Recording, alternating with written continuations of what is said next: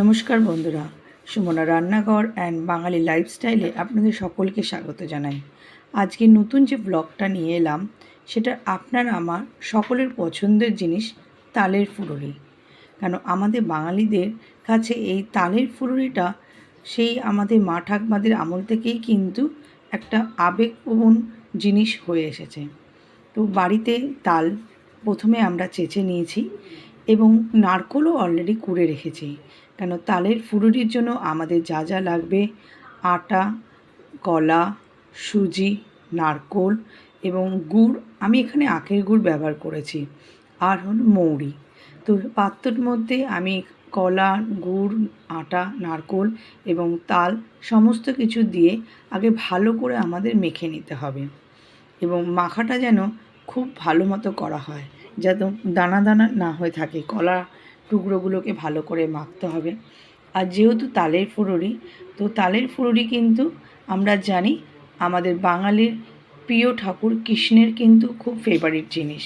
শুধু কৃষ্ণ বলবো কেন, আমাদের সকলেরই তো ফেভারিট একটা মিষ্টান্ন।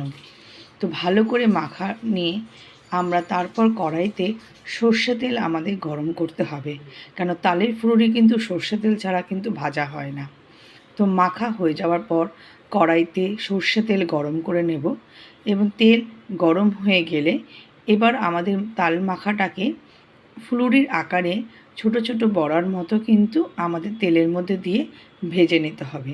তবে এই সময় কিন্তু গ্যাসের ফ্লেমটা খুব একটা হাইয়ে রাখবেন না, তাহলে কিন্তু বড়া পুড়ে যাওয়ার একটা চান্স থাকে। তো গ্যাসের ফ্লেমটা একটু প্রথমে কমিয়ে নেবেন তেল গরম হয়ে যাওয়ার পর, এবং পুরো জিনিসটা তাল মাখাটাকে আমাদের ফুলুরির মতো কড়াইতে দিয়ে দেবেন এবং ভালো করে আমাদের এপিঠ ওপিঠ করে লাল লাল করে কিন্তু আমাদের ভেজে নিতে হবে। এবং ভাজা হয়ে গেলেই রেডি হয়ে যাবে আমাদের তালের ফুলুরি।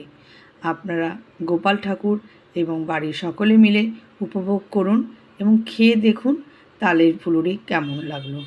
অবশ্যই কমেন্ট করে জানাবেন কেমন লাগলো এই তালের ফুলুরি। আজকের ভিডিওটা এখানেই শেষ করব।